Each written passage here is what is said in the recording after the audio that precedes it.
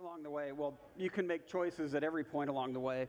What we try to do is opposed to having, if you're telling a story from beginning to end with a middle, you have to obviously do that. Right. But at each of our choice points or each dramatic point, we let the player choose which direction it goes. So those points all have to be dramatic no matter which direction you choose to go. Okay. And how do the choices affect like the progression of the game? Meaning, like, do people regard you differently and so on and so forth? Yeah, we have a reputation system, but there's also there's a lot of bigger choices as well. You start the game, you were on a colony ship frozen in suspended animation, but your ship got thrown off course. You arrived 70 years late to the colony. A mad scientist wakes you up and says he needs your help to unfreeze the rest of the colonists. Okay, okay. And you can side with him and help him in his quest, or you can turn on him the first chance you get and side with the board, which is the corporate entity that runs the colony. So micro and macro choices all across the board. There's a really interesting dichotomy there, be the hero or be the villain. And there's a lot of this idea of like the corporations are really at the core of this. Are you going to kind of side with them, I guess, or work against them? And that sounds very much like something that has something of a message. Is there a message to this game or a question that it asks you? We try not to be really heavy-handed about it. Good. Thank you. We're really all about humor and entertaining or entertainment. Games are supposed to be fun, but at the same time, we really like to mix that silly humor with some darker edge to it. We're not trying to make a really topical political statement or anything, but there is some underpinnings to how corporations treat people and things like that. It actually, this game also has a very rich heritage in terms of development, and there is some similarities I would see when you're talking about humor with a dark side to Fallout. Yeah. If somebody is a fan of Fallout, what would you tell them about this game? Well, me and Tim were two of the original creators of Fallout, so it has a lot of that DNA in it. When we started Fallout, it was us and a couple of other people, and we were basically weirdly given, a bag of money, I always say, but a very small bag of money. Go make your game and don't bother anybody. And you very rarely get that choice. And Fallout was what came out of that. And this was kind of a similar situation. Obsidian approached, Tim was already working there, I was working at Blizzard. Obsidian talked to us about doing this game. And once again, it was like, we want you guys to make another one of your games. So when me and Tim get together and make a game, this is kind of what's going to come out of that. Right. I mean, I didn't want to say anything about Fallout, but, everybody's thinking that, like, because it's a very, very lauded and beloved game. Yeah. By me personally, it's my favorite of the series. But, like, a lot of people wanted to know, like, what are you guys doing that's new? Will we see, like, all this kind of stuff that will give us some sort of, not nostalgia, but like a throwback, like to the feeling that it gave us, the first game gave us. Go ahead. Go ahead. Oh, I was just going to say, I think that's where that dark humor comes in. Tim has a very silly kind of sense of humor. I'm a little bit more on the dark side. So we call that our special sauce, where we kind of like balance each other out and ladle that all over the surface of the game. Okay, that's got to go on the box. It's like there's special sauce all over this game. We're ladling lots of special sauce. People want to know just a little bit more like the nuts and bolts of the game, ability trees, customization, that kind of stuff. Can you go into that a little bit? Sure. We're not talking too much about character customization and how you do character creation, but it's everything you want from an RPG in terms of that stuff. We've given you the tools to make any character you want, like I said before. There's a lot of different ways to play the game. There's a new thing called leadership, which means that if you take a lot of skills, put a lot of your skill points into inspiration and determination, which make up leadership, your companions get even better. They can become almost unstoppable, and it's almost like you're commanding or in charge of a squad, sending them in to clean people up. And my latest playthrough, I'm doing a talking character with my companions doing all of the heavy lifting. See, I always do that. I'm always like, whatever charisma stat it is, I always pump that up because I want dialogue choices. Yeah, well, I'm heavily involved in the writing and story, so of course I always lean towards that. But even then, I was like, oh, my companions are having too much fun. I had to put some points into my long guns. Sure, yeah, exactly, sure. Is it, okay, I see it's first person. Is it first person only, or? Yeah, it's first person only. You'll see your character in third person in the inventory. Sure. And if you don't touch the controller for a while, it'll kind of circle around. But you don't play in third person at all. Okay. Now, do you play as a protagonist, or do you start by like creating a character? Oh, you start by creating a character. Like Okay. I said, he rescues you from the ship. You've been in suspended animation.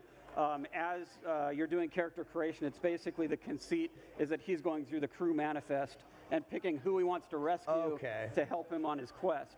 And like I said, you can turn on him almost immediately, but that's the start of the game, is that he's trying to recruit you to do his quest. See, that's one of my favorite things about games that are like choices are open. You can do a lot of stuff. Is immediately you can kill like the main quest giver, like Yeah. to start with, and just be like, now what do I do? And just like Yeah. and just wander around and find other shit to do.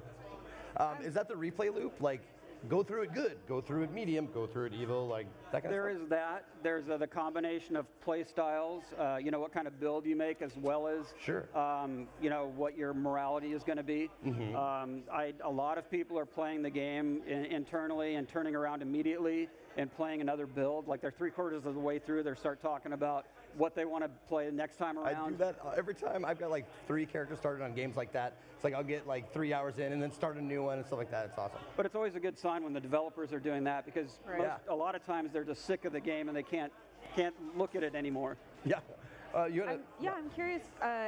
We know we're in a sci-fi space world, Yeah. and I think I saw a date that was somewhere in like 2300, Yes. right? So tell us a little bit about where we exist in time and place, and what kind of lore I'm going to expect. Well, this is an alternate history kind of universe. It split off sometime in the early 20th century. So the robber barons era kind of never really ended. Ah. So it throws back a lot in terms of that, in terms of not only lore, but really feel and artistic touches like Art Nouveau. Just really kind of evoking that, the corporations kind of really gained control. Oh, cool. Okay, so alternate history future. Yes, exactly. Cool. Very neat. as far as like the actual like content, the meat of the game goes, is there like, can you just mainline like the main story quest? Are there tons of like little side things you can do, like all that kind of stuff? Can you go into that a little bit? Yeah, if you want, you could just play the main story all the way through and be done with it. But of course, there's a lot of side content. There's a lot of little, things to discover. I think that's one of my favorite things about a game like this, is really discovering the history of the world, the little things in the nooks and crannies that give you more information about what's going on, comparing stories different NPCs are telling you, and kind of coming to your own conclusion about what's actually going on or what actually happened in the past. We try to be very open in terms of what we're saying definitively inside the game itself. Okay. A lot of stuff is left open for you to decide kind of who's telling the truth and what really is going on here.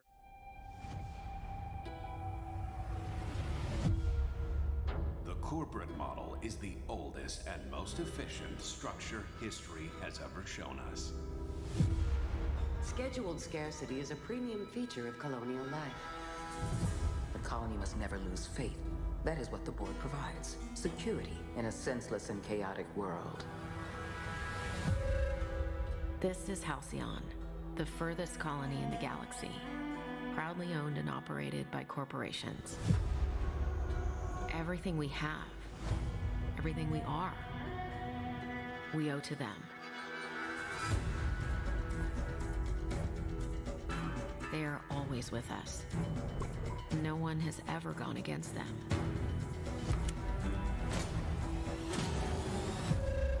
But a stranger has just arrived. Someone who's challenging the corporate board. Someone who's digging up their secrets.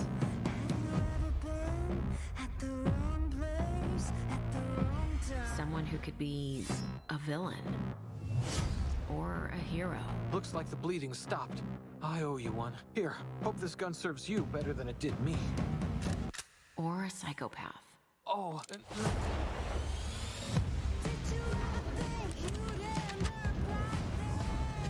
my time to shine!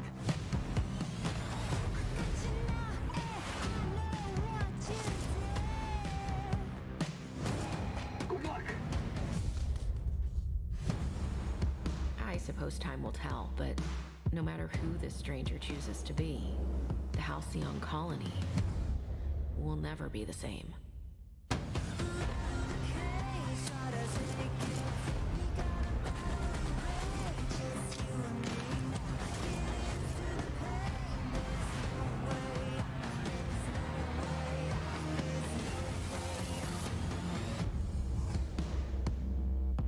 The board, all their lackeys, they're all a bunch of swine!